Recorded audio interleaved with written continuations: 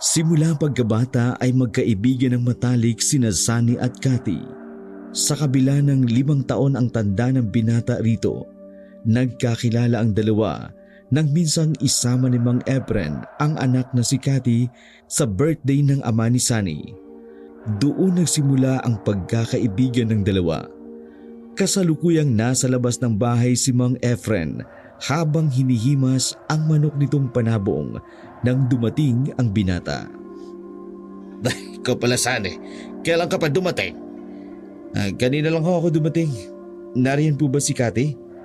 Oh, ano yung dala mo? May pa-paper bag ka pa dyan Nag-abala ka pa. Pero salamat sa dala mo Si Cathy po. Oo, nandyan siya. Hindi naman yun umaalis Sige na, pumanhik ka na sa itaas. Akyatin mo na lang. 3 baitang lang naman ang hagdan namin. Hindi ka naman mahihirapang umakyat. Salamat po. Ikaw nang bahala sa kanya may gagawin lang ako. Opo. Cathy. Sunny. Anong ginagawa mo? Heto, nagtutupi ng mga damit namin. Bakit hindi ka man lang nagpasabi? Nabigla naman ako sa'yo. Huwag kang mataranta. Ako lang naman to. Eto nga pala, pasalubong ko sa'yo. Nag-abala ka pa. Hindi ka abalan sa akin pagbibigay sa babaeng mahal ko. Para sa'yo, Cathy. Kumusta ka na? Keming inabot ng dalagita ang ibinigay niya at pagkatapos ipinatong sa lamesa na nasa kanyang tabi. Salamat. Sana hindi ka na nag-abala pa. Basta para sa'yo. Ba't parang hindi ka yata masaya na makita ako? Ang tagal nating hindi nagkita. Tapos ganyang kakatamlay na humarap sa akin. Hindi naman sa ganon. Medyo masama lang ang pakiramdam ko ngayon. Pinakatitigan naman siya ni Sunny. Umiwas naman ng tingin ang dalagita dahil sa pagkailang. Alam ko na. Kulang ka lang sa ligo. Tara, samahan mo ko sa talon. Magdala lang tayo ng baon natin. Ano kasi, marami pa akong gagawin dito sa bahay. Sumama ka na, Cathy. Huwag mo namang ipahiya ang kaibigan mo. Mabuti nga naalala ka niyang dalawin at dalang ka ng pasalubong. Mamaya mo na lang gawin ang sinasabi mong trabaho dito sa bahay. Natuon pareho ang kanilang paningin kay Mang Efren na hindi nila namamalayan pumasok na pala. Hawak pa rin ito ang alagang tandang. Napilitan namang sumama si Cathy. Teka lang, ihahanda ko yung mga dadalhin. Tumayo ang dalagita, pumasok sa kanugnog na kusina. Nakangiti namang tumingin si Sunny sa ama nito bago pumanaog uli ang lalaki. Naglalakad sila na magsalita si Sunny. Kanina pa kasi napapansin ng binata ang katamlayan niya. May problema ba? Parang hindi ka masaya na magkasama tayo ngayon. Magkaibigan naman tayo, di ba? Walang dapat na lihiman. Tumigil pa si Sunny sa paglalakad at hinawakan ang magkabilang balikat ng dalaga. Ngunit nanatili itong nakayuko at ayaw salubungin ang kanyang mga titig. Problema lang sa pamilya. Si tatay kasi, lalong nalululong sa pagsasabong. Baon na kami sa utang. Ang sistema niyan, baka hindi na ako makapagpatuloy ng pag-aaral. Alam mo naman, pangarap ko rin makatungtong ng kolehiyo gaya mo. Naiintindihan kita. Sorry kung wala akong naitutulong sa problema mo ngayon. Pangako, kapag kaya ko nang tumayo sa sarili kong mga paa, tutulungan kita. Matipid gumiti si Cathy noon. Kahit paano ay nabawasan na rin ang bigat sa kanyang dibdib. Excited naman talaga siyang makita at makasama ang binata. Ngunit dahil ilang minuto bago ito dumating, ay matindi na ang pagtatalo nila mag-ama. Kaya naman, nangingimbabaw ang sama ng loob niya kesa sa saya na makita ang kaibigan. Mabuti pa, bilisan na natin. Pilit na pinasisigla ng dalagita ang kanyang tinig. Napangiti na rin si Sunny. Binilisan na rin nila ang paglalakad. Kalahating oras din ang nilakad nilang magkaibigan sa mabato at mababaw na tubig. Pagdating sa lugar, marami ng taong naliligo. Ang iba ay dayo pa sa kanilang lugar. Sikat ang lugar na yon dahil sa talon. Malinaw rin ang tubig. May mga bahaging mabato. Tuwing tag-init ay dayuhin ang lugar na yon dahil hindi lang ang paliligo ang pinupuntahan ng mga tao, kundi maging ang napakaganda nitong tanawin na parang pinila sa magazine, ika nga ng ilan. May isang oras rin silang naligo at tumigil si Cathy. Umupo siya sa malaking bato. Kinuha ang kanilang baon. Lumapit na rin sa kanya ang binata na nakararamdam na rin ng gutom. Isa ito sa namimiss ko kapag nasa kabilang bayan ako. Ano nga palang plano mo kapag nakapagtapos ka na? Hindi agad nakapagsalita si Sunny. Pinag-isipan niya kung dapat niya bang isingit ang bagay na yon. Huminga siya ng malalim bago malamlam na tumingin sa dalaga. Gusto ko sanang kapag nakapagtapos ako, magtapat ako ng pag-ibig sa babaeng matagal ko nang gusto. Bakit ba biglang bumilis ang tibok ng puso ko? Para akong napapaso sa mga titik niya. Mabuti pa kumain na lang ako. Parang hindi ako handa sa mangyayari. Namula ka. At ang lakas mong kumain. Kumain ka na rin kasi. Alam ko na masyado pa ito maaga. Pero siguro ito yung tamang pagkakataon para magtapat na ako. Oh, natahimik ka. Hindi ko rin kasi alam ang sasabihin ko. Alam ko na rin ang mga pagkakataong ito. Hindi naman ako inosente sa ganitong bagay. Catherine, gusto sana kitang maging nobya kapag nakapagtapos na ako ng pag-aaral. Ano? Nagbibiro ka ba? Bakit ako? Anong bakit ikaw? Siyempre dahil ikaw yung gusto ko, Cathy. Bata pa lang tayo. Idinambana na kita dito sa puso ko. Teka, Hayaan mo lang ako. Akin ang kamay mo. Sunny. And damin mo ang puso ko. Sunny. Bakit tila napapasok ko sa ginagawa niya? Ang lakas ng kabog ng dibdib ko. Inilagay ni Sunny ang kamay nito sa dibdib kung nasaan ang puso nito. Nanggagapi ni Sunny ang kamay ng dalagita. Parang napasong hinila niya iyon. Bata pa ako, Sunny. At isa pa, wala pa sa isip kong bagay niyan. Gusto ko muna mag-aral. Kung hindi man ay magtrabaho muna. Para matulungan ko ang mga magulang ko. Lalo ng kapatid ko may kapansanan. Handa ako maghintay, Cathy. Kahit gaano pa katagal. Ayokong paasahin ka. Hindi natin hawak ang kapalaran natin. Hayaan mo lang ako mahalin ka. Hanggang maging handa ka na. Yun ang naging huling pag-uusap nila bago bumalik sa kabilang bayan ang binata para sa pag-aaral. Lingid kay Cathy, kinausap na ng binata ang kanyang mga magulang.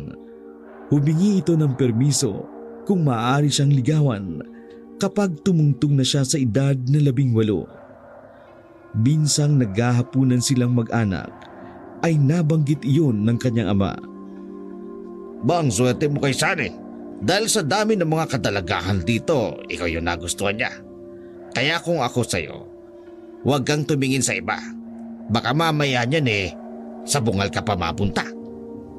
Wala pa po sa isip ko ang bagay na yan. Gusto ko pong makapag-aral muna. Gusto ko munang tumulong sa inyo at kay Bunso. Anong mag-aaral? Saan kami sa tingin mo kukuha ng pagpapaaral sa'yo? Kung sasagutin mo si Sunny, malay mo, baka siya pa ang tumusto sa pag-aaral mo. Kaya ngayon pa lang mag-isip ka na. Pagdating sa sabong meron kayong pangtustos. Pero pagdating sa pag-aaral ko wala. Aba, sumasagot ka na! Gusto mo ba talagang putuli ko yung dila mo? Yang boses mo kapag sinasabi ko sa'yo. Ilang beses ko bang sinasabi sa'yo? Sa inyong lahat, wala kayong pakialam sa pagsasabong ko. Labas na kayo roon! Hindi na tinapos ng ama ang pagkain nito. Padarag na lumabas ng kanilang bahay. Si Cathy naman, Hindi napigilan ang pag-agos ng luha sa mga mata. Ang ina naman niyang si Lorna ay naawa at napatitig na lang ito sa kanya. Walang boses ang ginang sa bahay nila. Takot ito sa kanyang ama. Napasulyap si Cathy sa kapatid nang walang kamalay-malay sa nagaganap sa paligid. Nakatingin lamang ang binatilyo sa kawalan. Dumating ang araw ng pagtatapos ni Cathy sa high school. Pagdating sa bahay, nagtaka siya kung bakit maraming handang pagkain sa kanilang mesa. Bago pa man siya makapagtanong sa kanyang ina, ay bigla na lamang sumulpot si Sunny. Sa'yo lahat galing ang handa na ito? Oo, gusto ko kasi meron tayong pagsasaluhan ngayon. Nagtapos ka na ng high school. Yan na rin yung regalo ko sa'yo. Hindi makapaniwala ang dalagita. Maluha-luha na niyakap na lamang nito ang binata. Salamat ha. Basta para sa'yo. Alam mo naman lahat gagawin ko. Mapasaya lamang kita. Inabot ng gabi sa kanila ang binata. Tila ayaw na nitong umuwi. Nasa labas lamang sila ng bahay sa may duyan na ginawa niya. 1 taon na lang, 18 ka na. Nasasabik na akong ligawan ka at iparamdam sa iyo ang tunay kong pagmamahal. Hindi malaman ni Cathy kung ano ang isasagot niya rito. Sa totoo lang, wala siyang makapang ibang damdamin para rito maliban sa pagmamahal bilang kaibigan. Gabi na. Baka hinahanap ka na sa inyo. Pag-iwas na lang niya. Hindi pa talaga siya handa para sa idinudulog nitong pag-ibig sa kanya. Naguguluhan ang isip niya kung ano talaga ang nararamdaman niya para rito. Ang alam niya lamang, masaya siya kapag kasama ang binata. Oo nga pala, malalim na ang gabi. Pasensya na hindi ko na malayan ang oras. Magpahinga ka na rin. Alam ko pagod ka na. Mag-iingat ka sa pag-uwi. 3 buwan bago ang 18 kaarawan ni Cathy, isang pangyayari ang magiging dahilan para magkalayo sila Sunny. Isang gabing malakas ang ulan. Humahangos na umuwi ang kanyang ama.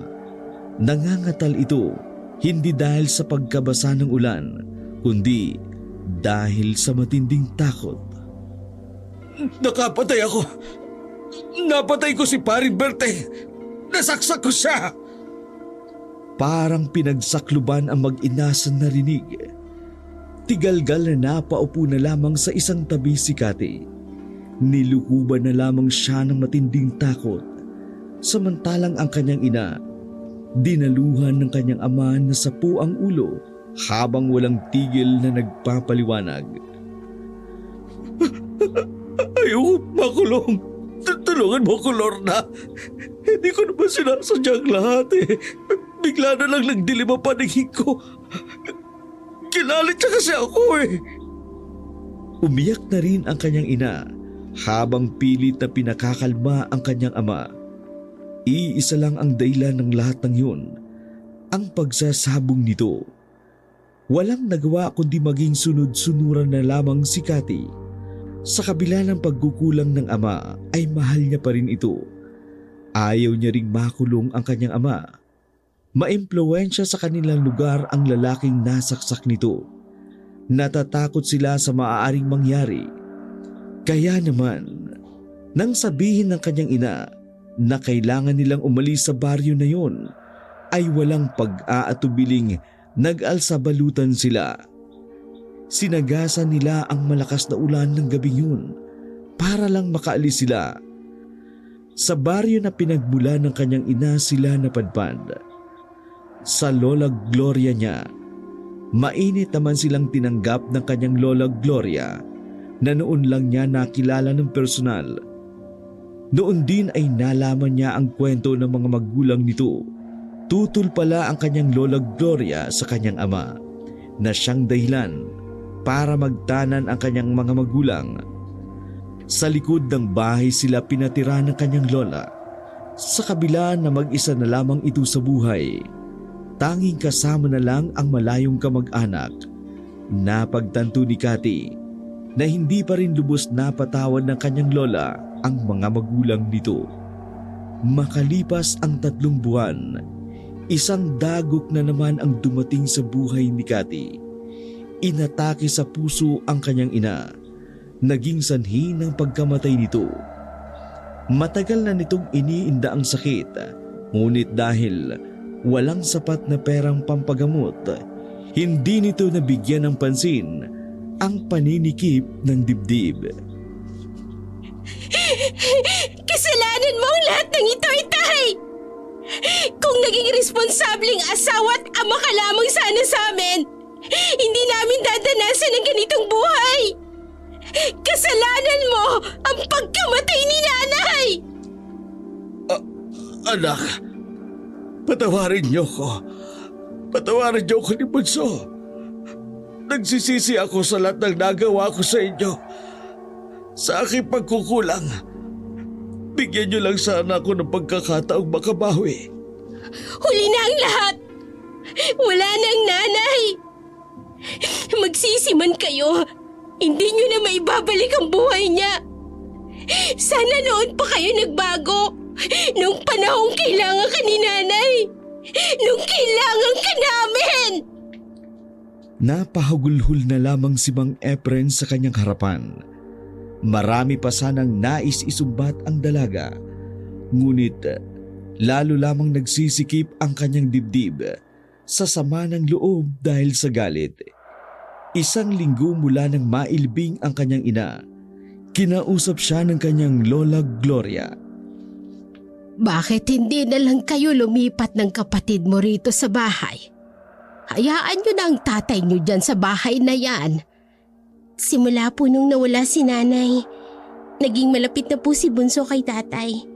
Gusto ko rin po nabigyan ng pagkakataon si tatay na magbago. Alam ko po na kung nabubuhay si nanay, ganun din po ang gagawin niya. Oy siya, kung yan ang desisyon mo. Pero sana, huwag kang gumaya sa nanay mo na mataas pa rin ang pride hanggang sa huli.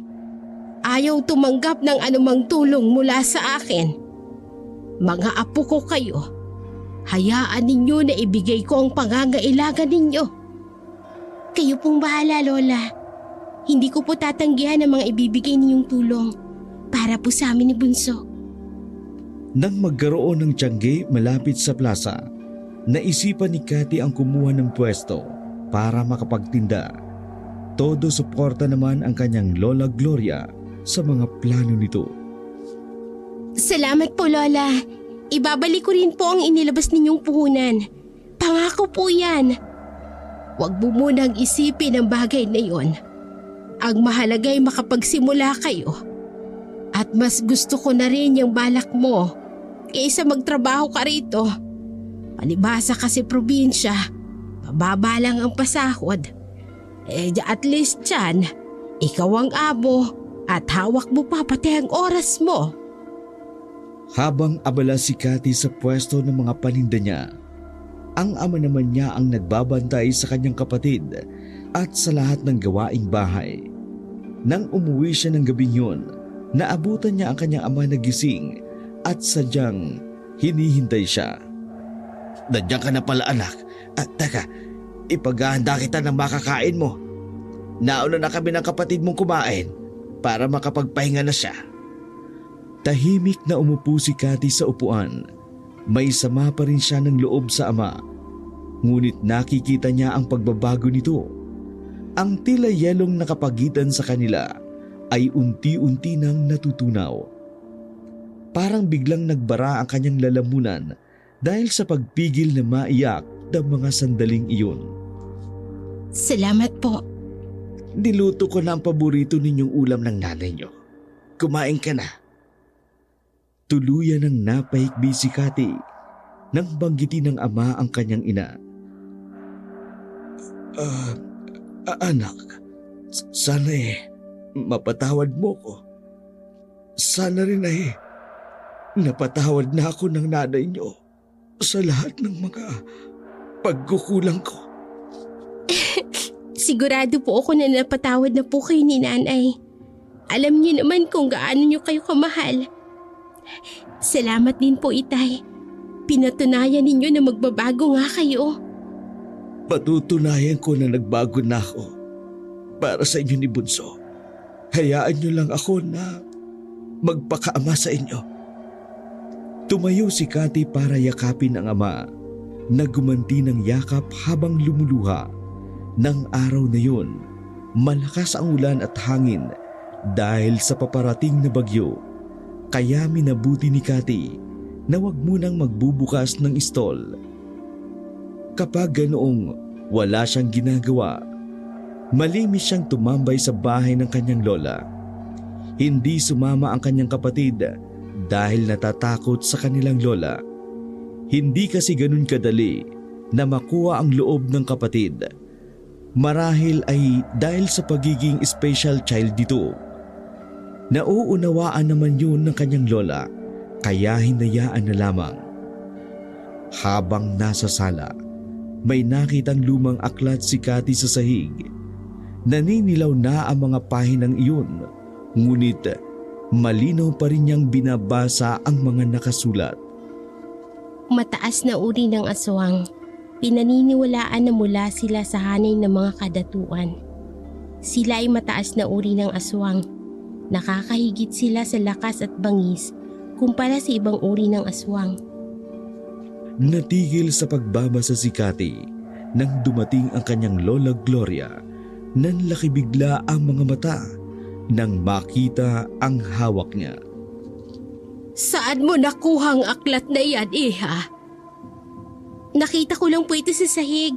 Baka po nalaglag mula sa taas ng kabinet. Pasensya na po. Hindi ko naman po intensyon na pakialaman. Sa lolo mo ang talaang yan. Diyan niya isinusulat ang mga nilalang ng dilim na nakakalaban niya noon. Itinatala niya ang mga katangian at lakas ng mga ito. Napukaw ng gusto ang interes ni Cathy sa mga sinabi ng kanyang lola. Ibig niyo pong sabihin, Lola, totoong mga aswang? Ganun na nga, Apo. Bago ko pa makilala ang lolo mo, tirador na siya ng mga aswang. Marinig pa lang daw ng mga ito ang pangalan niya, abay nanginginig na ito sa takot. Batid kasi nila na hindi sila bubuhayin ng lolo mo, oras na makaharap nila ito. Pero may isang aswang na bukod tanging binuhay ng iyong lolo. Ang aswang na yon ay nabibilang sa uri ng bangkilan. Napatitig naman si Cathy sa hawak na aklat ng kanyang lolo. Ay, Lola, maaari ko bang hiramin ang aklat ng lolo? Gusto ko lang basahin sana ang nilalaman. Ay sige, Apo. Basta ingatan mo lang na hindi mapunit at medyo luma na yan. Opo, Lola. Iingatan ko po ito. Humiling si Cathy na magkwento ang kanyang lola Gloria tungkol sa mga aswang. Pinagbigyan naman siya nito. Mabuti na lamang, 3 araw lang ang malakas na ulan. Agad na ring bumalik sa pagtitinda si Cathy. Minsan tinutulungan siya ng kanyang ama. Iniiwan na lamang nito ang kapatid sa kanilang lola, katulad ng araw na yon. May mga bagong stock siyang dumating. Naruroon din ang kanyang ama upang tulungan siya sa pagsasalansan ng mga iyon. Magpahinga na po muna kayo, Itay. Heto po ang merienda. Kumain po muna kayo. Matapos maisaayos ang mga paninda niya, nagpaalam na rin ang kanyang ama. Pabalik na lamang daw ito para sunduin siya.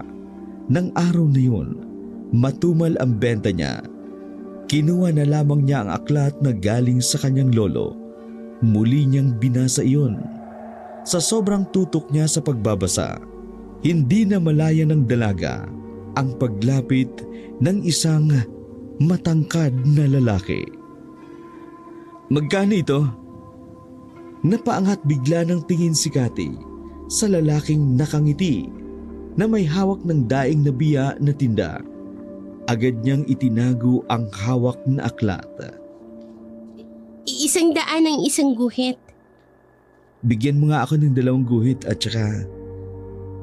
Namili pa ang lalaki sa iba pa niyang panindang mga daing Si Cathy naman ay agad na nagkilo ng daing na biya. Bigyan mo rin ako nitong dried pusit mo, tsaka itong balot-balot na daing. 300 po yan. Masarap po yan, hindi po gaano maalat. Sige, bigyan mo ako ng 6 na balot. Eto po, baka gusto niyong subukan. Isa rin po ito sa binabalik-balikan sa akin. Garantisado pong masarap at talagang hindi po ako mapapahiya sa inyo. Sa pagkamangha ni Cathy, lahat ng inalok niya ay binili ng lalaki. Kaya naman, habang nagsasara siya ng stall, ay hindi niya mabura-bura ang ngiti sa labi. Hindi niya alam kung bakit hindi siya nasundo ng kanyang ama, pero naglakad-lakad lamang siya pauwi. Panatag naman ang kanyang loob na walang masamang mangyayari sa kanya. Habang sa daan, may 3 lalaki ang humarang sa daan. Mahigpit niyang hinawakan ang bag kung saan naroon ang kanyang benta. Nagpalinga-linga pa ang dalaga sa pagbabaka sakaling meron pang tao. Ngunit medyo liblib na ang daang yun pauwi sa kanila at malayo na rin sa mga kabahayan. Nang akbang dadalungin siya ng mga ito, ay impit na lamang siyang napatili. Ang pagdaluhong sa kanya ng mga ito ay napahinto nang sumulpot ang isang lalaki. Napatda ang 3 kalalakihan na parang nakakita ng multo ang mga anyo. Huwag niyong kakantihin ni dulo ng daliri ng babae ito. Dahil kung hindi, sa akin kayo mananagot. Nagkatingi na naman ang 3 bago unti-unting umatras at tumakbo sa iisang direksyon. Binalingan naman ng lalaki si Cathy na nanginginig na rin sa takot. Noon lang naalala ng dalaga na ang lalaki ay ang bumili ng napakarami niyang paninda. Ayos ka lang ba? Oo, salamat sa tulong mo. Sino kaya ang mga yun? Mga dayo ang mga yun dito. Huwag kang mag-alala. Hindi ka nila gagambalain pa. Mabuti pa, ihatid na kita sa inyo. Nakakahiya naman sa'yo. Susunduin sana ako ng tatay ko. Pero hindi ko alam kung bakit hindi niya ako nasundo. Baka may nangyari sa kapatid ko eh. Yun na lang kasing naiisip kong dahilan. Nang mapatingin si Cathy sa lalaki, pinigil nito ang ngiti sa labi. Noon niya lamang napagtanto ang nagawa. Pasensya na kung napadaldal ako hindi naman ako ganito sa estranghero. Dala lang siguro ng nervyos dahil sa nangyari. Naiintindihan ko. Ako nga pala si Kiel. Ako naman si Catherine. Cathy na lang. Matama na tiningnan ni Kiel ang dalaga. Naisa nang sabihin ng binata na matagal na nitong alam ang pangalan ng babae. Kalaunan, napapayag na rin ang dalaga na ihatid ito ni Kiel. Habang sa daan, tinatanong ito ni Cathy. Taga rito ka ba? Para kasing kanina lang kita nakita nung bumili ka ng mga paninda ko. Ang mga magulang ko ay lehitimong taga rito talaga. Ako naman, kailan lang ako dumating. Nasa Kakahuyan ang bahay namin. Bakit doon? Pasensya na kung maurirat ako. Hindi ba delikado doon? Wala bang mababangis na hayop na nakatira doon? Sabi kasi ng lola ko, halos lahat daw ng mababangis na hayop nandun na sa Kakahuyan na yun. Kaya nga walang naglalakas ng loob na taga rito na pasukin yun. Sa tagal ng paninirahan ng mga ninuno ko sa lugar na yun, hindi sila takot sa mababangis na hayop na nakatira doon. Dahil sa huntahan nila, hindi nila namalayang pareho na malapit na sila sa gate ng bahay ng kanyang lola Gloria. Nandito na tayo sa inyo. Paano mo nalaman na dito ako nakatira? Madalas akong dumadaan dito. May ilang beses na rin kitang nakitang galing dyan. Salamat ulit. Mag-iingat ka sa paglalakad mo pa uwi. Matipid ng ngiti ang itinugon ni Kiel sa dalaga na naglalakad papasok ng gate na pula. Nang lumingon ay kumuhay pa siya. Umalis na lamang siya sa kanyang kinatatayuan nang nawala na ang dalaga sa kanyang paningin. Hindi lingid sa kaalaman ni Kiel ay may 2 pares ng mga mata ang nakasunod sa kanya. Sinalubong si Cathy ng kanyang ama na bakas ang pag-aalala sa muka. Pasensya ka na anak kung hindi kita nasundo kanina. Bigla kasing nilagdat ang kapatid mo. Bakas naman sa mukha ni Cathy ang pag-aalala sa kapatid. Agad itong nagtungo sa silid. Kumusta po ang lagay niya? Bumaba na ang lagnat niya. Nakahinga naman ng maluwag si Cathy. Sa kanya na ikwento sa ama ang nangyari. Bumakas kaagad ang pag-aalala sa mukha ni Mang Efren. Hindi ka ba nasaktan anak? Nakilala mo ba ang mga humarang na yon? Wala pong nangyari sa akin. Sakto lang po na dumating ang tagapagligtas ko. Sabi niya mga dayo lang daw po ang mga yun. May nagligtas sa'yo? Sino iha? Si Kiel po. Taga rito din po siya. Nakahinga naman ng maluwag si Mang Efren. Nagmatiyak na wala nang masamang nangyari sa anak. Ay salamat naman kung gano'n anak. Sana'y nakilala ko ang iyong tagapagligtas para ako yung personal na makapagpasalamat. Malay niyo po, magkaharap kayo. Taga rito din naman po siya. Nang sumunod na araw, naging masigla si Cathy.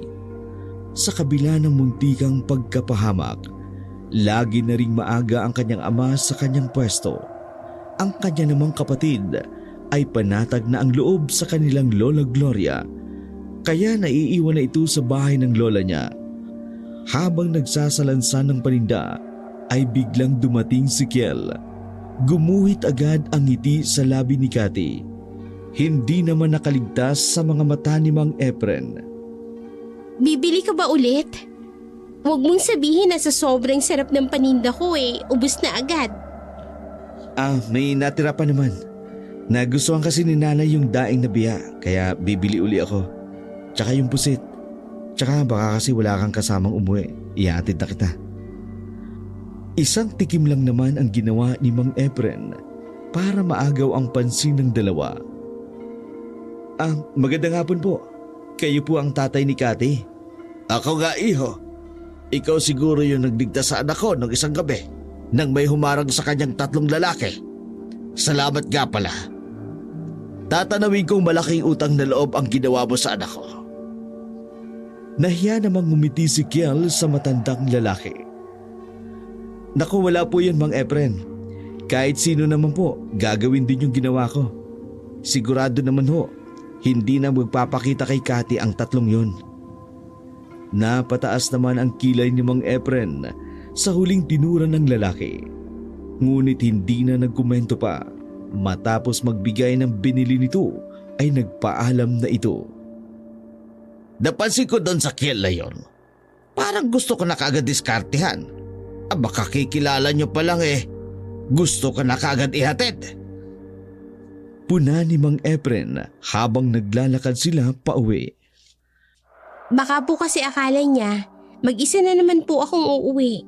Nagmamalasakit lang naman po yung tao. Wala namang masama kung liligawan ka niya. Pero sana, formal siyang umakyat ang ligaw. At saka magaan ang loob ko sa kanya. Kung katulad niya lang ang makakasama mo, mapapanatag ako. Si tatay talaga, kung ano-ano yung sinasabi. Hindi nga natin alam kung ano bang intensyon ng tao Baka mamaya kaya siya mabait sa akin dahil lang sa mga paninda kong daing. Bahagya namang natawa si Mang Efren. Natigil na lamang sa kanilang pagkukwentuhan nang makarating na sila sa bahay. Agad silang sinalubong ng kapatid at kinuha ang pasalubong nilang siopaw. Yun ang pamilyang nais ni Cathy. Yung masaya lang sa mga simpleng usapan, hindi katulad noon na kaya lang sila nag-uusap na mag-ama tuwing may pinagtataluhan sila. Sayang nga lang at maagang kinuha ang kanilang ina. Panaka-naka pa rin inaalala ni Cathy ang mga nangyari sa kanila sa dati nilang tinitirhan. Maging ang mga naging kaibigan nito at si Sunny. Tuwing gabi, naiisip niya pa rin ang binata. Nang mga sumunod na araw, maraming tao sa plaza. Palibhasa kasi, Malapit na ang piyesta. Kahit katulong na ni Cathy ang ama, ay hindi pa rin siya maganda o gaga sa mga ginagawa sa tindahan. Baka naman pwede ako mag-apply na tindero. Sandaling napatulala si Cathy sa biglang pagsulpot ng nakangiti pang binata sa harap ng tindahan. Sige ba? Kaya lang mura lang ako magpasahod. Pakikisakay naman ng dalaga rito. Tumawa naman si Kiel saka nagpaalam kung maaari itong pumasok. Naruroon na rin si Mang Efren na natatawa na lang sa kanilang palitan ng mga salita. Pagdating ng 3:00, nagpaalam na ang kanyang ama. Baka raw hinahanap na siya ng kapatid. Nandito naman si Kel. Siya na ang bahala sa'yo pag uwi mamaya. Alam ko naman na hindi kanya pababayaan. Ako na po ang bahala kay Cathy. Mag-iingat po kayo pag uwi. Ingat po kayo. Uuwi rin po ako ng maaga kapag naubos na po itong nilabas kong paninda. Nakangiting tumayo naman si Mang Efren. Ang tinapik sa balikat ang binata bago naglakad palayo. 5:00 pa lang ay ubos na ang paninda ni Cathy. Kaya naman naglakad na siyang umuwi. Habang sa daan, panay ang kwentuhan ng dalawa nang biglang may naalala si Cathy at naitanong niya rito. Wala ka bang trabaho? Pansin ko kasi hindi ka masyadong abala. Sa ngayon wala. Sa ibang lugar ako nagtatrabaho. Pinauwi lang ako dito ng mga magulang ko dahil may nabalitaan sila. Ano naman ang nabalitaan nila? Gaano ba kahalaga yun para pauwiin ka pa talaga nila at iwan mo ang trabaho mo? Isang kasunduan na dapat noon pa natupad. Siguro, hindi lang yun nakatadhana. Ha? Pasensya na ha, pero hindi ko maintindihan. Hindi ko rin maintindihan noong una, kaya nga nagrebelde ako noon sa mga magulang ko. Pero sa huli, napagtanto ko, wala naman pala akong dapat igagalit. Lalong naguluhan si Cathy sa mga sinabi nito. Nakaramdam naman siya ng pagkailang sa mga titig nito. Para kasing merong ipinapahiwatig ang mga mata nito sa kanya. Nang makarating na sa gate ng bahay ng kanyang Lola Gloria, nagulat pa siya nang makitang naruroon ang matandang babae na waring naghihintay talaga sa kanyang pag-uwi. Matiim ang mga titig na ibinigay nito kay Kiel. Hindi naman umiiwas ng tingin ang binata. Magandang hapon po, Lola Gloria. Magandang hapon din sa iyo, Kiel. Maaari ba kitang makausap ng sarilinan? Magkakilala po kayo ng personal ni Kiel, Lola? Nagtatakang tanong ni Cathy. Pinaglipat-lipat na lamang ang mga mata sa kanilang dalawa. Nararamdaman din niya ang tensyon sa pagitan ng mga ito. Oo, Apo. Kilala ko ang pamilya ni Kiel mula pa sa kanyang lolo. Kaya maaari mo bang iwanan kami sandali? May nais lamang akong linawin sa binatang ito. Alanganin namang tumango si Cathy at ibinaling ang paningin sa binata. May iwan na muna kita, Kiel. Tumango naman sa kanya ang binata na blanko ang ekspresyon ng mukha. Palingon-lingon pa si Cathy habang mabagal ang hakbang ng mga paa patungo sa kanilang bahay sa likod.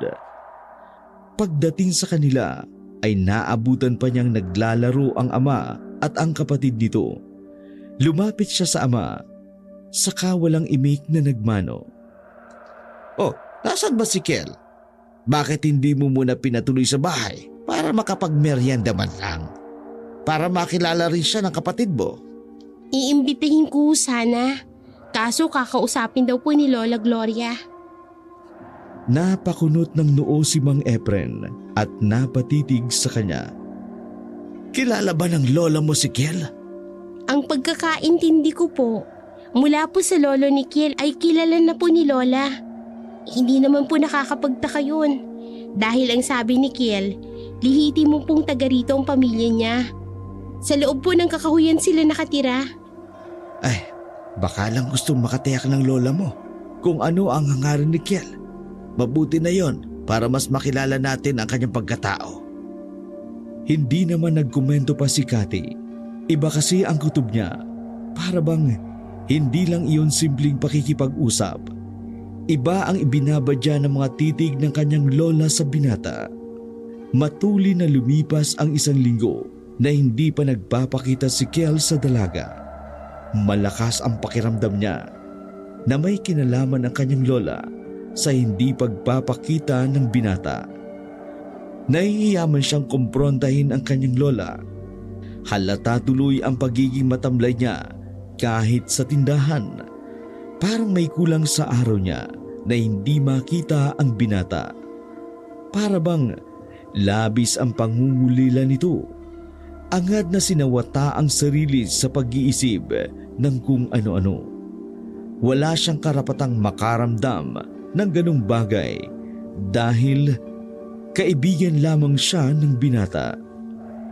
Ay, ano kayang nangyari kay Kiel? Bakit hindi na siya nagagawi rito? Tanong ng ama habang nasa tindahan sila, kasalukuyang walang namimili ng mga oras na yun. Baka po busy lang. O di kaya'y bumalik na po siya sa trabaho niya. Nabanggit po kasi niya dati. Hindi siya rito nakatira kundi sa ibang lugar. Pinauwi lang daw po siya ng kanyang mga magulang. Eh bakit hindi malang nagawang magpaalam? Kahit malang sana sa'yo. Tay naman, hindi niya po obligasyon na magpaalam sa akin. Bahala siya kung hindi siya magpakita pa kahit kailan. Sasagot pa sana si Mang Efren nang biglang may bumili na ali. Siya lang ang umarap dito dahil siya naman ang nakapwesto sa harap. Nang minsan maaga silang nakauwing mag-ama, sandaling nagpahinga si Cathy at saka dinalaw niya ang kanyang lola Gloria sa kanilang bahay. Naabutan niya itong nagaganchilyo. Dapat dalaw ka, iha. Hindi ka ba abala sa tindahan ngayon? Maaga po kaming nakaubos ngayon, kaya maaga po akong nagsara ng stall. Mataman siyang tinitigan ng matandang babae. Tila ba binabasa ang kanyang kaloob-looban. Parang alam ko na kung bakit ka biglang napasugod dito. Tungkol ba kay Kiel? Gusto ko lang po kayong dalawin.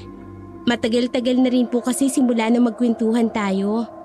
Kung gusto po ninyo, magkwento kayo tungkol sa pamilya niya. Pwede naman po, Lola. Wala po kasi akong alam masyado sa kanila. Maliban po sa lehitimong taga rito ang kanyang pamilya at sa kakahuyan po sila nakatira. Malalim na bumuntong hininga si Lola Gloria. Itinabi muna ang ginagawa nito, tapos itinuon sa kanya ang mga mata. Sa pagkakatitig rito ng dalaga ay para bang nagbalik ito sa nakaraan. Ang lolo ni Kiel at ang iyong lolo Adrio ay naging matalik na magkaibigan hanggang sa huling hininga nila sa mundong ito. Sa sobrang lalim ng kanilang pagkakaibigan ay nagkasundo sila na balang araw ang mga anak nila ay ipagkakasundo nila sa isa't isa para mas lalong tumibay ang kanilang pagkakaibigan. Ngunit hindi ipinahintulot ng tadhana. Iba ang naging kapalaran ng iyong ina at ang ama ni Kiel. Magkaganon man, umasa pa rin sila na balang araw ay matutupad ang kasunduang iyon sa magiging apo nila. Minsan nakausap ko na ang mga magulang ni Kiel na sina Mariano at Isabel. Umaasa pa rin sila na matutupad ang kasunduan na iyon sa inyong dalawa ni Kiel. 1 buwan pa lang kayong nakatira rito nang malaman nilang nagbalik na ang iyong ina. Napaamang na lamang si Cathy sa revelasyon na yun ng kanyang lola. Biglang gumitaw sa isipan niya ang mga sinambit noon ng binata. Ngayon niya lamang mas naliwanagan. Muling nagpatuloy ang kanyang lola Gloria. May dapat ka pang malaman, apo, tungkol sa pagkamatay ng iyong ina. Ano pong tungkol kay nanay? Narinig niya ang tungkol sa sinabi ni Mariano tungkol sa kasunduan. Dinamdam yun masyado ni Lorna. Akala niya kasi kinalimutan na ang kasunduang yon. Hindi niya matanggap na kung sakali ay mapapabilang ka sa pamilyang yon. Iyon po bang dahilan kung bakit ayaw ni nanay na umuwi rito? Kahit noong namatay si Lolo? Marahang tumango ang kanyang lola Gloria. Naalala bigla ni Cathy ang mga panahon na umiiwas na pag-usapan ng kanyang ina ang tungkol sa lugar na pinanggalingan nito. Ang pag-iwas nito sa kanyang pag-uusisa, napatitig na lamang siya sa kanyang lola Gloria. Nais niyang samantalahin ang pagkakataong iyon. Marami pa siyang nais malaman. Kung magkaibigan po ang lolo at ang lolo ni Kiel, bakit pakiramdam ko po tutol kayo ni nanay sa kanya? Bakit kailangan pang umabot sa pagkamatay ni nanay ang pagtutol niya? Sa tingin ko, hindi dapat sa akin manggaling ang mga sagot sa mga tanong mo. Hayaan mong si Kiel ang magsabi sa iyo. Malabo na po mangyari. Hindi na po nagpapakita sa akin si Kiel simula po nang kausapin niyo siya. Baka po umalis na siya sa baryong ito. Darito lang siya. Baka nag-iisip rin siya. Ikaw ang inaalala ko, Apo. Sa totoo lang. Bakit naman po? Natatakot ako na baka mahulog ang loob mo sa kanya, Apo. Lola naman, kailan lang po kami nagkakilala ni Kiel? Hindi po porke na dahil alam niya ang kasunduan ng aming mga lolo, basta na lang po siya susunod. Malay niyo po, hindi niya rin gusto. Nais sanang sabihin ng lola Gloria niya na hindi yon ang ipinapahiwatig ni Kiel nang kausapin siya nito. Ngunit mas pinili na lamang na matanda ang manahimik. Mas palagay siyang marami pang kaganapan ang mangyayari sa mga darating na araw. Nang sumunod na mga araw, inabala na lamang ni Cathy ang sarili sa kanyang lumalagong negosyo. Isang hapon na yon, habang inaayos ang dumarating na paninda, isang panauhin ang hindi niya inaasahang magpapakita sa kanyang tindahan. Sabi na nga ba't ikaw yung Cathy? Napalingon bigla si Cathy sa nagsalita.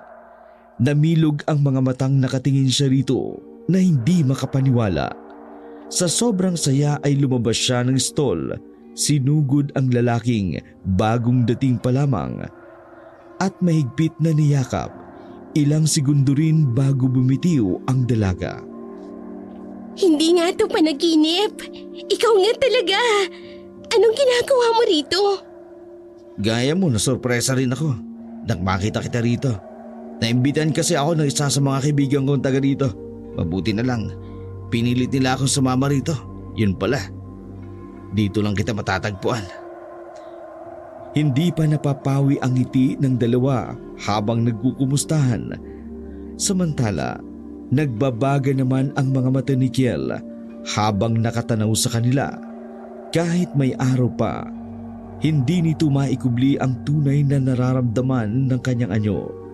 Mabilis na lamang siyang tumalikod at naglakad palayo para walang makapansin. Alam mo bang matagal kitang hinanap? Kung saan ako nakarating, dito lang pala kita matatagpuan. Bakit ba kayo biglang umalis? Hindi man lang nagpaalam sa akin. Ramdam ni Cathy ang pagtatampo nito sa tono ng boses. Umiwas na lamang siya ng tingin. Gulong-gulong isip namin noon dahil sa ginawa ni tatay. Natakot kami na baka kami ang balikan ng pamilyang naagrabyado niya. Kaya sa taranta namin, umalis kami doon. Kasalanan ito ng tatay mo. Pati kayo dinamay niya. Kasama niyo ba siya? Nabigla naman si Cathy sa sinabi nito. Hindi akalain ng dalaga na magsasalita ng ganun ang binata. Bigla rin siyang nakaramdam ng pangamba para sa kanyang ama na bumibili ng pagkain nila. Marahan siyang umiling habang pinabulaanan na kasama nila ang kanyang ama. Mag-isa siyang tumakas ng gabing yon. Kaya lang namin nalaman dahil sa kapitbahay. Hindi ko alam kung nasan si tatay ngayon. Kumusta yung nasaksak niya? Nakaligtas naman. Kaya lang pinaghahanap pa rin niya ang tatay mo. Pati ang tatay ko hinahanap siya dahil malaki ang utang niya. Perwisyo talagang tatay mo. Mabuti na lamang hindi niyo siya kasama. Kaya lang naman ako mabait sa kanya dahil sa'yo. Dahil kahit ganun siya, tatay mo pa rin siya. Napaamang na lamang si Cathy, hindi makapaniwalang makapagbibitiw ito ng ganong kaanghang na salita laban sa kanyang ama.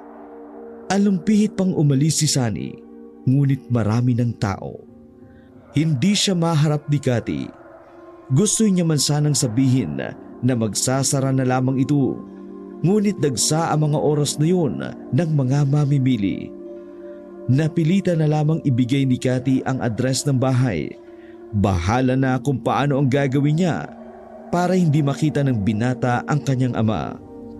Buong araw na laman ng isipan ni Cathy ang pagkikita nila ng binata, maging ang galit nito sa kanyang ama.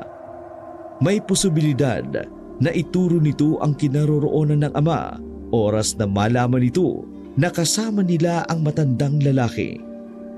Nang wala nang mamimili, kahit marami pa siyang paninda, dali-dali nang umuwi si Cathy sa kanila.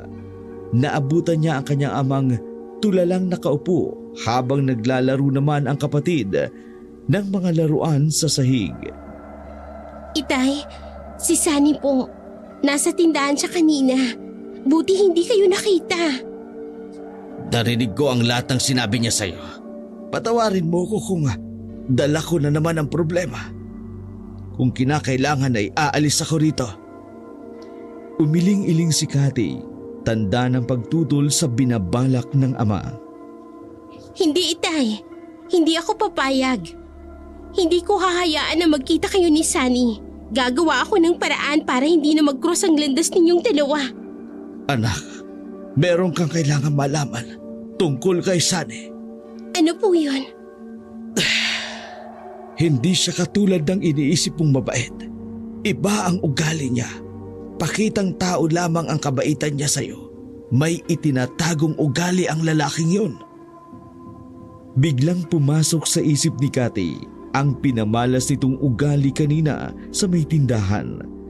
Hindi siya makapaniwala na maririnig mismo sa bibig nito ang mga katagang binitiwan kanina. Patawarin mo ko, anak. Para na rin kasi kitang ipinagbili sa kanya. Marami na silang pinahiram na pera para sa atin. Kapalit mo, anak. Mahigpit ang bili niya sa akin na hindi ka maaring ligawan ng ibang lalaki. Iwasan mo ang taong yun, anak. Huwag kang makikipaglapit sa kanya o makikipagkita man lang. Sorry po, Itay. Naibigay ko na po ang address ng bahay ni Lola. Huwag na lang po kayong lalabas. Sa bahay na lang ni Lola ko siya haharapin. Lulugo-lugo naman ang anyo ng matandang lalaki sa nalaman. Nang gabing yun, panauwi niya si Sunny. Maraming daladalang pasalubong ang binata. Sandali lamang na hinarap ng kanyang lola ang binata at nagpaalam na agad na magpapahinga na sa silid nito. Mukhang okay ka naman pala dito sa bahay ng lola mo. Nasaan nga pala ang nanay at kapatid mo? Ilang buwan lang matapos naming lumipat rito. Inatake si nanay. Yun ang sanhi ng pagkamatay niya. Pasensya ka na. Hindi ko alam eh. Kasalanan to ng tatay mo. Kung hindi dahil sa kanya, hindi niyo sasapitin ito. Walang ibang dapat sisihin kundi siya. Sana'y huwag na siyang magpakita pa. Dahil kung hindi, ako mismo ang magsusuplong sa kanya sa otoridad. Mariing napakuyom na lamang ng palad ang dalaga dahil sa pag-ahon ng inis sa kaharap. Nakikita niya kasi ang totoo nitong pag-uugali na hindi niya noon nakita dahil puro kabaitan ang ipinapakita nito sa kanya. Pakiusap ko lang sana, Sunny. Huwag mo nang sisihin ang tatay ko sa mga nangyari. Tapos na ang lahat ng yun. Hindi na natin maibabalik pa. Napakunot ng noo si Sunny sa tinura ng dalaga. Nagtatakang tiningnan niya ito. Bakit mo ba ipinagtatanggol ang tatay mo? Dapat matuwa ka pa. Dahil malaya na kayo sa kanya. Tatay pa rin namin siya ni Bunso. Kahit balibaliktarin mo man ang mga pangyayari, mananatili namin siyang tatay. Nakalimutan mo na atang ginawa niya sa inyo. Kailanman hindi siya nagpakaama. Paano yung atraso niya sa akin? Ilang taon na ang nasayang sa atin. Anong ibig mong sabihin? Yung utang ba niya sa inyo? Huwag kang mag-alala. Babayaran ko yon kahit paunti-unti. Hindi yun, Kat. Kundi yung sa atin. Umaasa akong magiging tayo. Pagtungtong mo sa tamang edad, nakalimutan mo na ba? Yun ba? Wala akong natatandaan na pinaasa kita. Hindi ko rin hiniling sa'yo na regaluhan mo ako ng kung ano-ano para umasa ka na magiging tayo. Hindi nagbagong damdamin ko sa'yo bilang kaibigan. Kitang-kita ni Cathy ang pagdilim ng anyo ng binata at pag-igtingan ng mga panga nito habang nakatingin sa kanya. Mabuti pa umalis ka na. Gabi na, kailangan ko na rin magpahinga. Mahinaw nang sinabi ni Cathy nang hindi tumitingin rito. Dahan-dahan namang tumango ang binata. Ngunit hindi agad humakbang palabas. Kate, hindi ako papayag na masayang lang ang ilang taong paghihintay ko sa'yo. Noon pa kita idinambana sa puso ko. Hindi ako papayag na iba ang mahalin mo maliban sa akin. Hindi pa ito ang huli nating pagkikita. Nakahinga ng maluwag si Cathy nang umalis ang binata. Wala siyang nakapangpagsisisi sa mga sinabi nito. Parang noon lang natanggal ang mga piri niya sa mata sa totoong ugali nito. Kaya pala hindi niya magawang humanga rito bilang isang lalaki. Nang sumunod na araw, pinuntahan siya ni Sunny sa kanyang pwesto. Marami ng tao roon sa paligid dahil kinabukasan na ang piyesta. Pamali-mali tuloy siya sa kanyang ginagawa dahil sa presensya ng binata. Babalik na lamang ako kapag hindi ka na busy. Walang tugon mula sa kanya kaya umalis na lamang ito. Sinabayan na rin niya ng pagsara ng stool niya. Kahit nanginayang siya sa kikitain ng araw na yon. Pagdating sa bahay ng kanyang lola, idinain niya rito ang kanyang problema. Unang kita ko pa lang sa lalaking yon. Mabigat na ang loob ko. Hindi ko siya gusto para sa'yo. Sino naman po ang gusto niyo para sa akin? Si Kiel? Pabirong turan niya sa matanda. Kunyari namang inismiran siya nito. Kung itsura lang din ang pagbabasihan, wala pa siya sa kalingkingan ng kakisigan ni Kiel. Hindi naman nakapagtataka yun. Nasa dugo nila ang pagiging makisig at maganda. Pero hindi na po siya nagpapakita pa. Namimiss ko na nga siya. Lagi siyang laman ng isipan ko bago ako matulog. Pagising ko sa umaga, siya na naman. Kahit saan ko po ibaling ang mga mata ko, laging siya po yung nakikita ko. Minsan nga po naiisip ko na sana siya na lang ang kausap ko at hindi si Sunny. Posible po bang pag-ibig na ito, Lola? Kahit na sandaling panahon pa lang po kami nagkakakilala. Pag-amin ni Cathy sa kanyang lola, para kasing sasabog ang dibdib nito sa sunod-sunod na revelasyon na kanyang natanggap sa mga nagdaang araw. Walang imposible sa pag-ibig, Apo. Hindi basihan ang tagal ng pagkakakilala ng dalawang tao. Katulad ninyo ni Sunny, bata pa lang ay magkakilala na kayo. Pero ang sabi mo nga, bilang kaibigan lang talaga ang pagtingin mo sa kanya. Kung si Kiel talaga ang isinisigaw ng puso mo, isa lang ang maipapayo ko. Kilalanin mo muna siyang mabuti. Isa itong hamon sa'yo. Kaya mo bang tanggapin ang buo niyang pagkatao? Isinaisip ni Cathy ang lahat ng sinabi ng kanyang lola Gloria. Hiniling niya na sana magpakita sa kanya si Kiel. Kinabukasan, hindi nagbukas ng stall si Cathy kahit alam niyang marami pang tao sa plaza. Batid niya kasing pupundan siya ni Sunny ayaw niya munang makaharap ang binata. Pakiwari niya kasi mauubusan na siya ng lakas sa pakikipagtalo rito. Parot pa rito ang mga tao sa kalsada dahil sa kasalukuyang piyesta ng mga araw na yon. Naganda na rin ang kanyang Lola Gloria para sa mga piling-piling mga bisitang darating. Silang mag-ama naman ay nanatiling nasa loob ng kanilang bahay sa takot na baka mapunta roon si Sunny at makita ang kanyang ama. Gaya ng inaasahan niya, nagpunta nga roon si Sunny. Hinanap siya. Sinabi na lamang ng kanyang lola na wala siya. Ngunit nagtagal pa rin daw doon ang binata sa pag-aakalang nagtatago lamang siya. Natatakot na ako sa kanya, Itay. Parang hindi na siyang Sunny na kilala ko. Sabi ko naman sa iyo, hindi ba? May itinatagong ugali ang lalaking yan. Hindi siya katulad ng inaakala mo. Naalala ko tuloy si Kiel. Kung naririto lang siya. Tsak na hindi na makakalapit sa akin si Sunny. Puntahan ko kaya siya. Oh, saan mo naman siya pupuntahan? Sa kakahuyan daw po sila nakatira. May gusto lang din naman akong linawin sa kanya.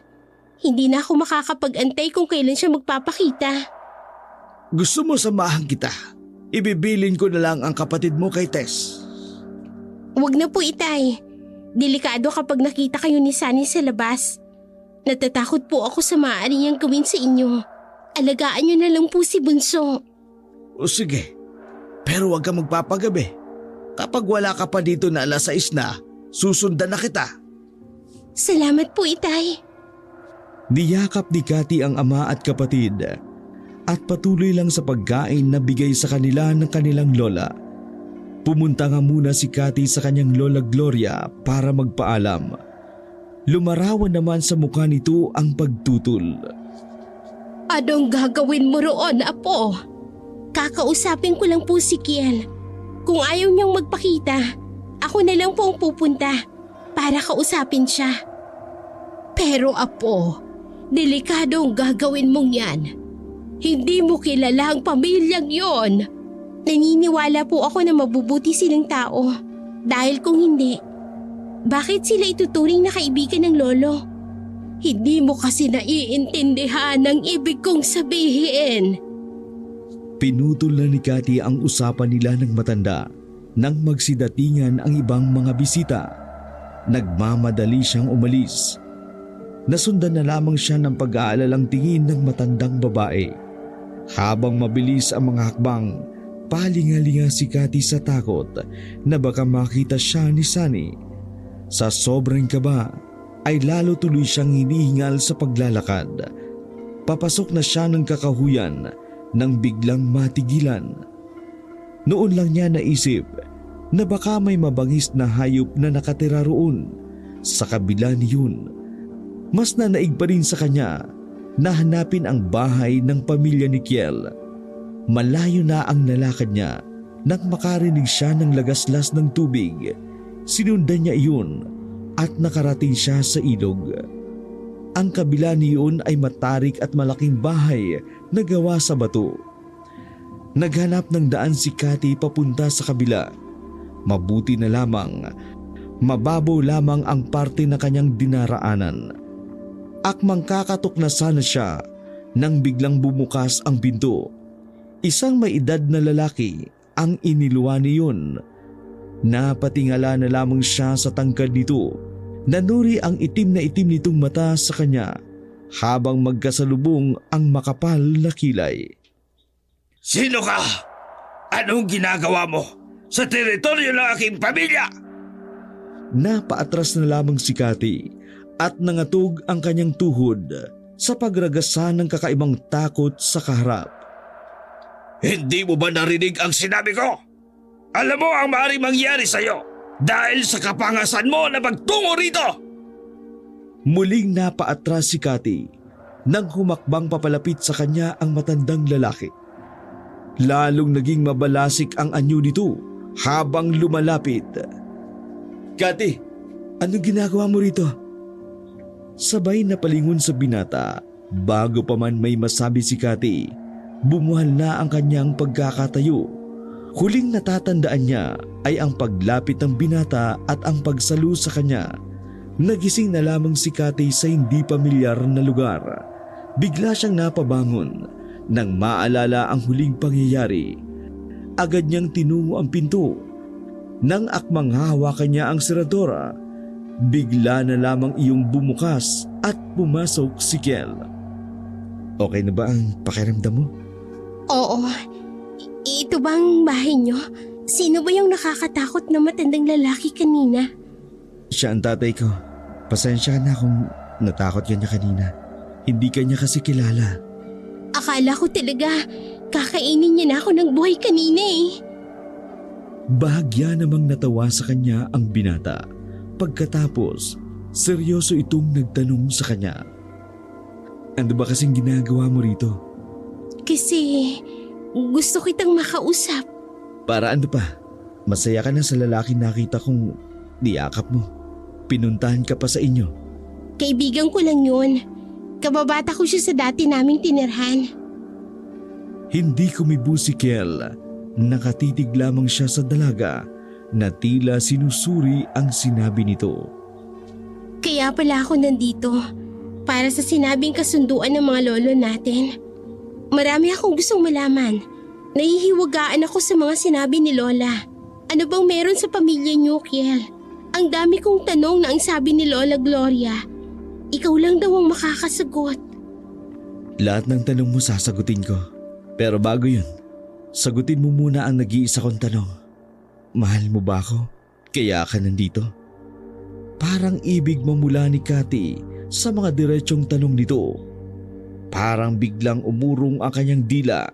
Kaya naman, tumangon na lamang siya. Namalayan na lamang ni Cathy na nakakulong na siya sa mga bisig dito. Naabutan na lamang nilang nasa labas na ang mga magulang ni Kiel. Pormal na ang mukha nila na tumingin sa kanila. Pasensya ka na sa inasal ko kanina. Hindi ko alam na ikaw pala ang apo ni Antonio. Ang matalik na kaibigan ng aking ama.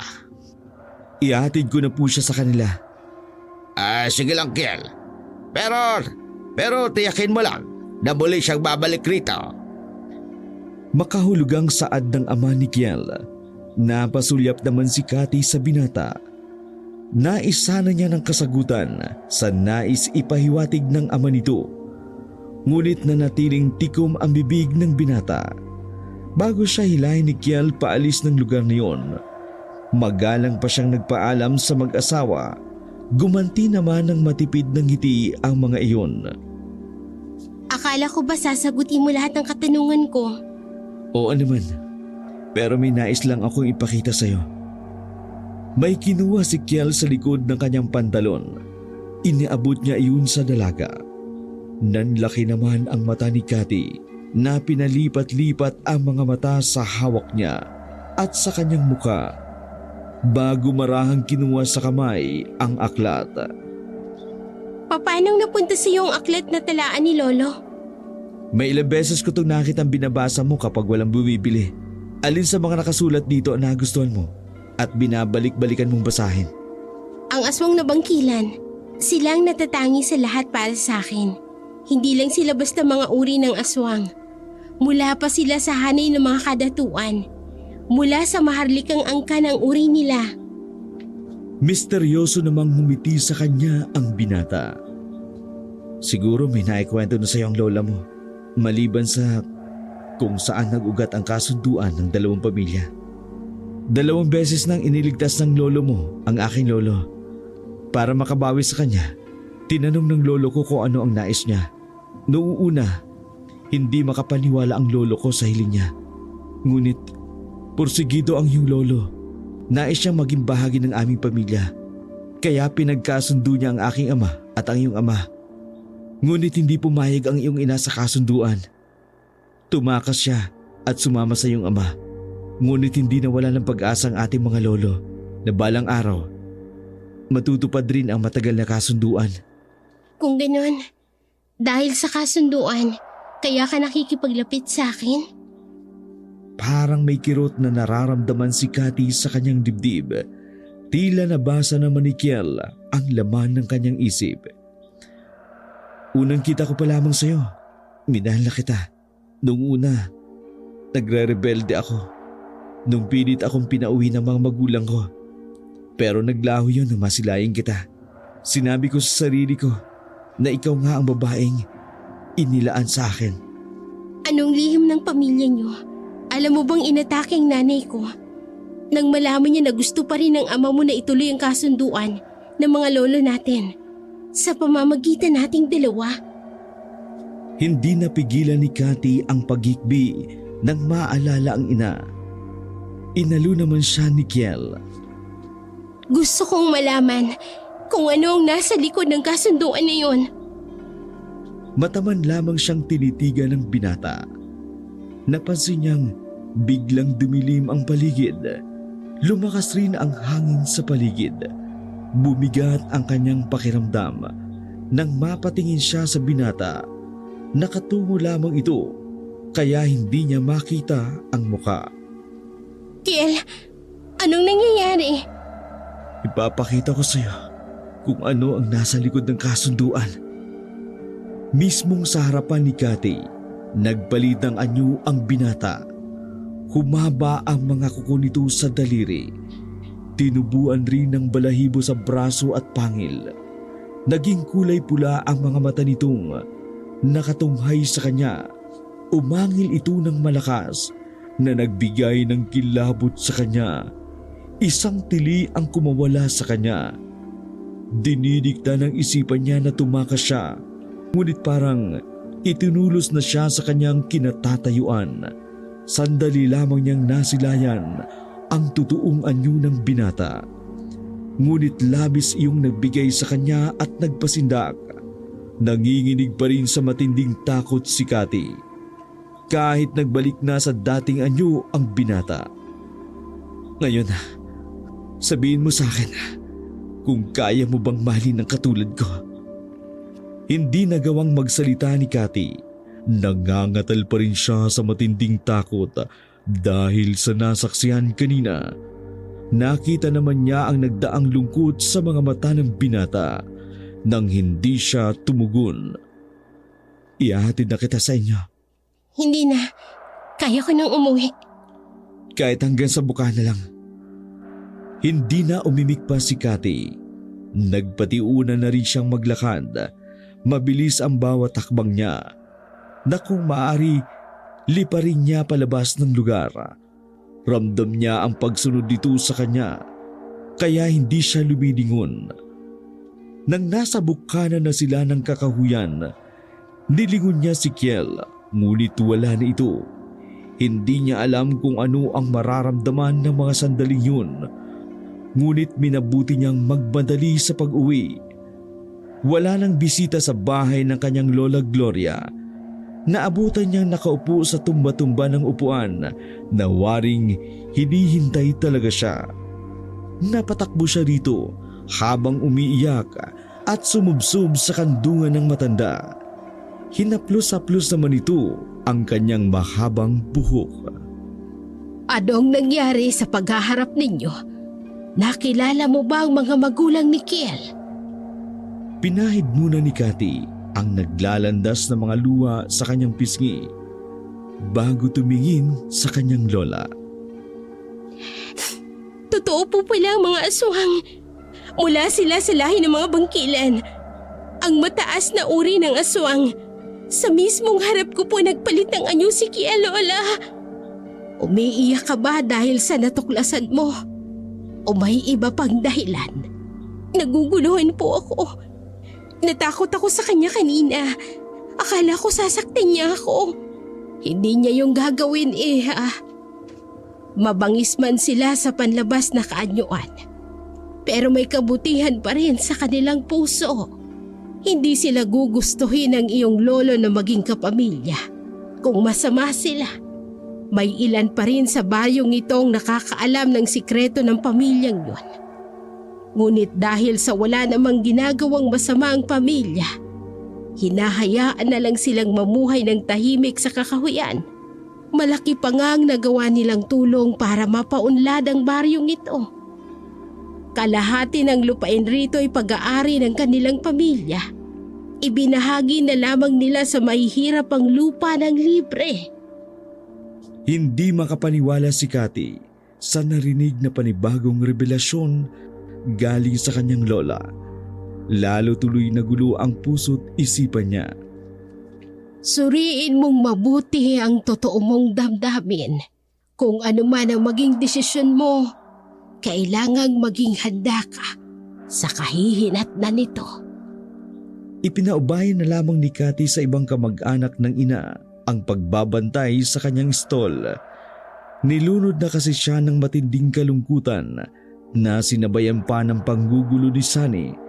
Kaya naman, napilitan na siyang harapin ito at kausapin ng masinsinan. Nakikiusap ako sa iyo, Sunny. Tigilan mo na ako. Huwag kang mag-alala. Lahat ng utang namin sa iyo babayaran ko. Hindi ko yung tatakasan. Hindi mo ko naiintindihan. Ang kailangan ko ay ikaw. Wala akong pakialam sa utang ng ama mo. Ikaw lang ay sapat na sa akin. Alam mo bang naghintay ako para maging akin ka lang? Kung saan kita hinanap, tapos yan lang ang sasabihin mo sa akin? Huwag mo sanang ubusin ang pasensya ko. Baka pati yung pagkakaibigan natin bawiin ko na rin. Hindi kita magagawang mahalin. Tandaan mo sana yan. Bakit? May nakilala ka na ba na masigit sa akin dito? Nasaan ang lalaking yon? Ni hindi niya nga magawang humarap sa akin ngayon? Kung hindi ka makikipag-ayos sa akin, titiyakin kong makukulong ang tatay mo. Akala mo yata hindi ko alam na tinatago mo siya? Walang ibang mapupunta ng tatay mo, kundi sa poder mo. Naubos na ang pasensya ni Cathy. Nahihiya na rin siya sa kanyang lola Gloria na narinig ang kanilang pagtatalo sa loob ng bakuran nito. Nang akmang magsasalita si Cathy, bigla na lamang na may anino siyang namataan. Talaga bang hindi ka makaintindi? Galit namang bumaling sa kanya si Sunny. Tiningnan siya nito mula ulo hanggang paa. Humakbang rin ito palapit sa kanya habang matalim ang titig. Sino ka naman? Huwag mong sabihin na ikaw ang dahilan kung bakit nagiging malamig sa akin si Cathy. Ako ang nobyo ni Cathy. Ako ang may karapatan sa kanya. Kaya kung ako sa'yo, piliin mo nang mawala sa buhay niya kung ayaw mong mawala sa mundong ito. Biglang bumigat ang pakiramdam ni Sunny. Pilit niyang nilalabanan ang takot na biglang umahon sa kanyang dibdib na hindi niya maipaliwanag. May kakaiba sa kaharap niya na hindi niya matukoy. Naramdaman niya ang paghagi sa kanya ng isang itim na bag. Wala sa bag na kinuha at binuksan niya iyon. Nanlaki ang mga matang napatitig sa kanyang kaharap. Bayad dyan sa latang atraso ng ama ni Cathy sa'yo. Sa tingin mo ganun lang kadali yun? Alam ko, hayaan mong ipakita ko sa'yo ang maaari kong gawin kung hindi mo titigilan si Cathy. Sa harap ni Sunny ay nagbago ang anyo ni Kiel. Ipinakita niya ang pinakamabangis niyang anyo sa harap nito. Aswang ka! Lumayo ka! Halimaw! Halos mawala ng kulay ang mukha ng binata dahil sa sobrang putla. Naawa naman si Cathy. Tama na! Sa isang iglap, muling nagbalik ang dating anyo ni Kiel. Takot na takot pa rin si Sunny na napasulyap kay Cathy. Cathy! Totoo bang nakikita ko? Hindi ba yun ilusyon lang? Ano ba ang mga tao rito? Totoo ang nakita mo. Kaya kung maaari, umalis ka na sa lugar na ito. Nakikiusap ako sa iyo. Sa kabila ng lahat, ayokong may masamang mangyari sa iyo. Cathy! Pero bakit? Bagsak ang balikat na umalis ang binata. Bit-bit ang itim na bag. Tinapunan pa nito ng nahintakutang tingin si Kiel na nananatiling blanko pa ang mukha nang wala na si Sunny. Saka lamang hinarap ng dalaga si Kiel. Bakit kailangan mong ipakita ang tunay mong anyo sa kanya? Paano kung meron siyang pagsabihan? Hindi mo man lang inisip na delikadong ginawa mo? Ganyan ka ba magpakita ng pagmamalasakit? Ayoko lang na may mapahamak. Sana sa susunod, huwag kang padalos-dalos. Tumango naman si Kiel. Kitang-kita sa mukha nito ang pag-aalangan na lumapit sa kanya. Kaya siya na ang lumapit rito. Hindi na nito napigilan ang pagsilay ng ngiti sa labi. Hindi ka ba natatakot sa akin? Noong una, siguro normal lang naman ang naging reaksyon ko. Pero nung magbago ka ng anyo kanina sa harap ni Sunny, wala akong nakapangtakot, kundi pag-aalala na baka may makatuklas sa tinatagong lihim mo.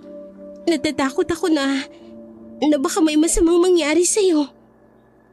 Hindi inalis ni Kiel ang paningin sa kanya habang dinadala nito ang kamay niya sa labi upang hagan. Wala namang pagsidla ng kagalakan si Lola Gloria at si Mang Efren na kanina pa nanunood sa kanilang dalawa. Sa isipan ni Lola Gloria, sa wakas, ang kasunduan ay naganap at natupad sa pag-iibigan ng dalawa. Wakas.